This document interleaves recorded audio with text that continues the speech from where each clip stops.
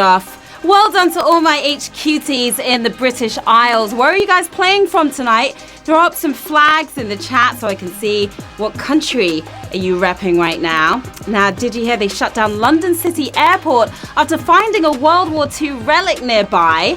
Can you believe that? The unexploded type as well. Little disconcerting there.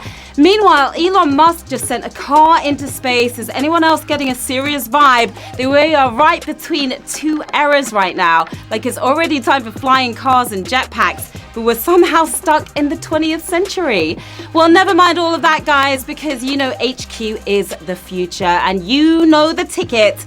I'm going to ask you a series of questions ranging from easy to hard. You got 10 seconds to tap the answer. If you get it right, you move on. Answer all 12 correctly and you win or split the delicious Josh. That's how it works. Now, the future is just minutes away. $750 coming up. If you can keep up, that's enough to buy, well, wait, you can't buy stock in SpaceX yet, but it's enough for the parts to assemble one of those new hovering board things. Okay, let's get you to the future. Ready, steady, Q1. Which animal's name is associated with battering down large doors and gates? Porpoise, ram, armadillo. Battering down large doors and gates, porpoise, ram, or armadillo? Well, if you want to smash a door off its hinges, you need some brute force behind you. Don't call it a lamb or it will leave you lame. It's the ram. Of course, battering ram is what we were looking for. Porpoise wouldn't work so well. Breaking down doors. Armadillo, not so much either. Battering ram. Of course, 19,402 of you battered that question there on Q1. Now, battering rams were popular in medieval times, but demand has fallen since we started putting handles on doors.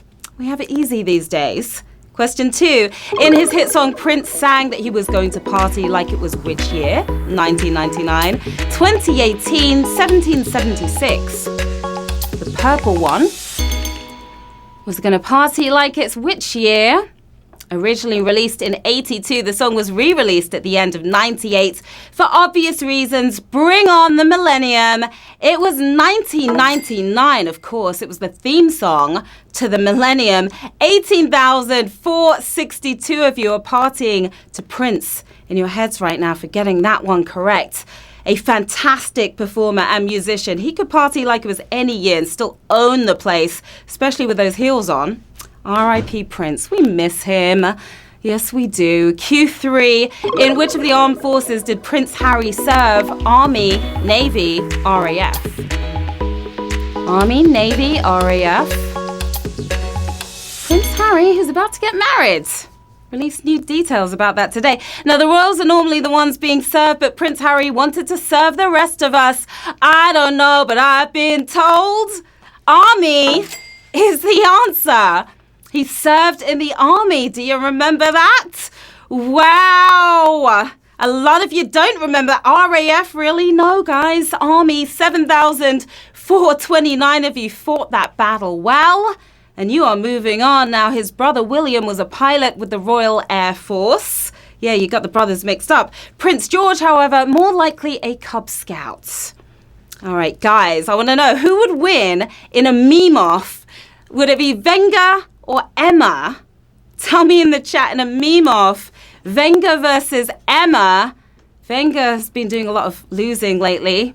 So would it be Emma, the sponge eater with her fairy liquid sponges? That has got to be dangerous. All right, Emma. Hands down, everyone's saying Emma. I think I agree with you there in that meme-off. Yes, Emma the sponger. Question 4. Which of these airlines is not a national flag carrier? Lufthansa, British Airways, Virgin Atlantic. Not a national flag carrier. Which of these airlines? Well, if you pick British Airways, you deserve to be out of the game. You really do.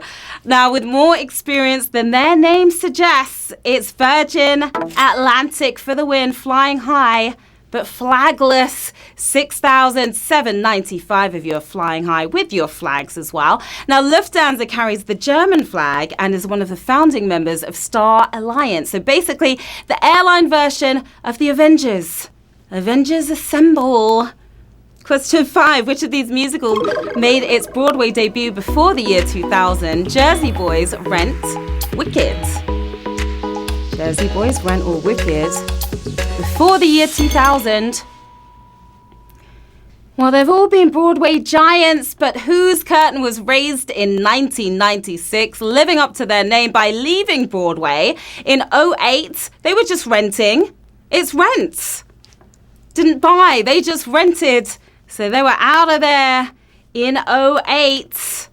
Not Jersey Boys, not Wicked. And Rent is about a group of young people struggling to survive and create a life in NYC, which is pretty much everyone's story in the Big Apple, no? 3,411 if you are still on the main stage. Half of you gone. Just like that. Wow. Q6. What did the merchant Thomas Sullivan invent in the early 20th century? Teabag, coffee machine, toaster. The merchant Thomas Sullivan in the early 20th century. Well, Sullivan sent these small samples of his product to customers.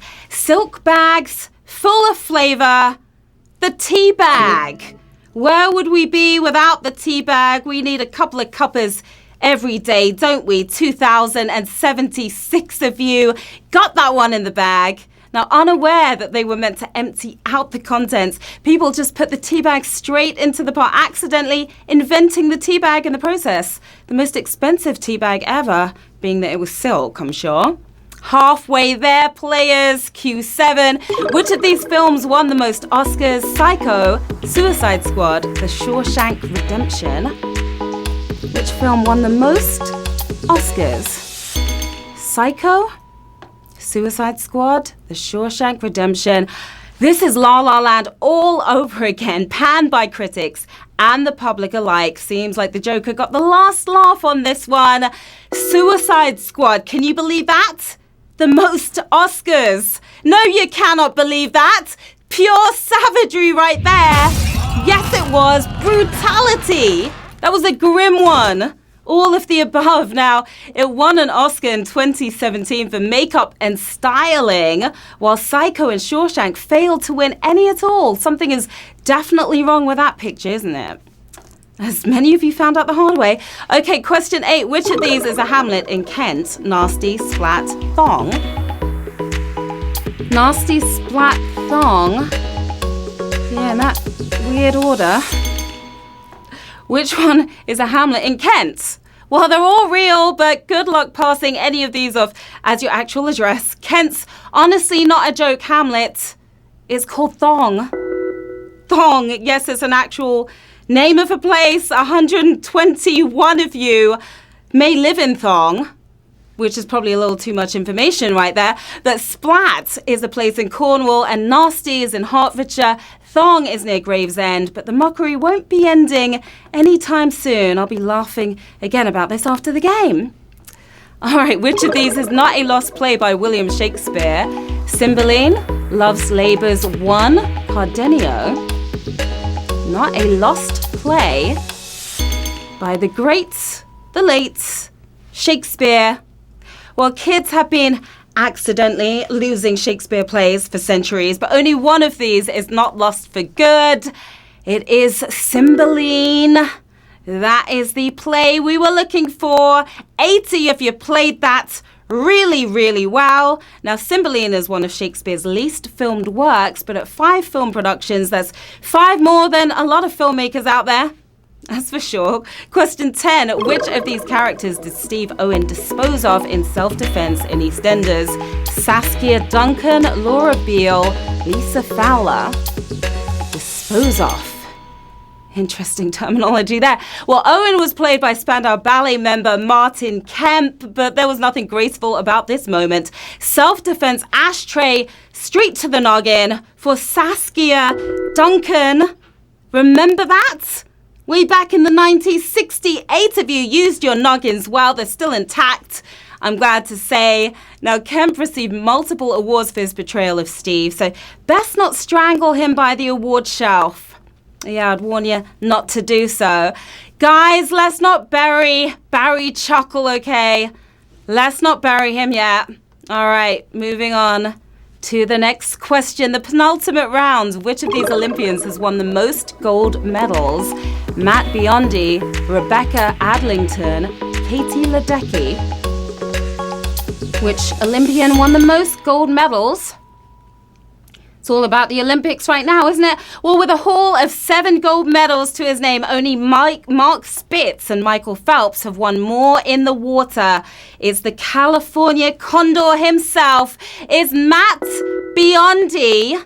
Matt Biondi here for the win. 5 of you have gone above and Biondi, and that was a savage, an utterly savage question. That is 2 in the game so far. My goodness. All right, it's time. Ding, ding. It's the final round. Ladies and gents, the moment we've all been waiting for, the last and final question of the game. 750 smackers up for grabs. Who's going to take home the stash? It's time. The clock strikes 12.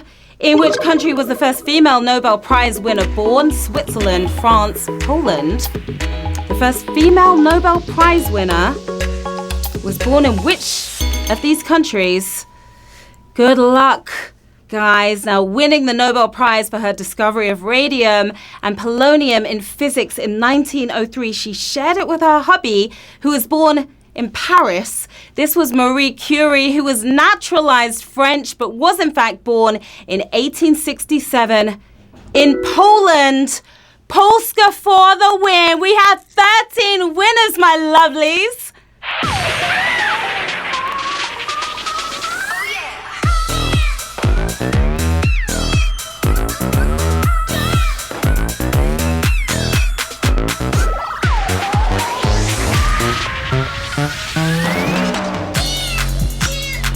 You made it through 2 savage questions. You are the only ones standing here at the end. Congratulations to our 13 winners. We have Crazy Leopard taking home $57.69. All of you, Miguel Hutch, $57.69. Adrian Love, same amount of cash. What are you guys going to do with the winnings? Maybe you could take a trip to Thong to visit the throngs and pick up some undergarments, perhaps. Maybe play flying ashtrays with Martin Kemp. That will certainly cost you a pretty penny. What an interstellar effort, guys. You played another blinder. The future is certainly golden. I'm Sharon Carpenter, and that's Monday, isn't it? I suppose it's time for a quiet night after that weekend. How about you guys? You know where to find me on the interwebs. Right here, HQT Pies. And you know where I'll be tomorrow at 3 p.m. I'll be right here waiting for you because we're back for your daily double up, your dynamic duo at 3 and 9 p.m. 2 times the games, 2 times the chances to win. And I will see you then. Bye.